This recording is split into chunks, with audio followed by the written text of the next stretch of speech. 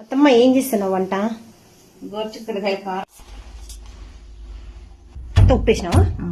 కొంచెం ఉప్పు వేయదు. అత్తమ్మ గోరుచిక్కుడుకాయల కారం చాలా బాగా చేస్తుంది. పచ్చిగా దంచుకోవాలి. ఇప్పుడు పచ్చిమిరపకాయలు, ఉప్పు, తెల్లగడ్డ, కొంచెం ధనియాల పొడి, కొత్తిమీర, వేరుశనగ విత్తనాలు కచ్చాపచ్చిగా దంచుకున్నవి.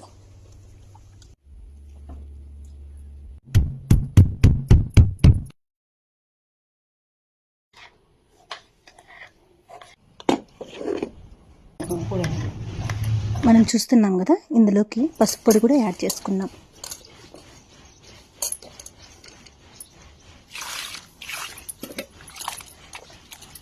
ఏమండో మాకు పవర్ లూమ్స్ ఉన్నాయి, వాటి సౌండ్ వస్తూ ఉంటుంది, కొంచెం అడ్జస్ట్ చేసుకోండి.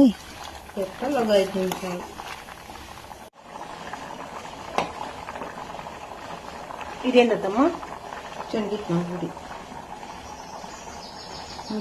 వేరుశనగ విత్తనాలు వేయించి మిక్సీకి వేసుకున్నవి. కదా.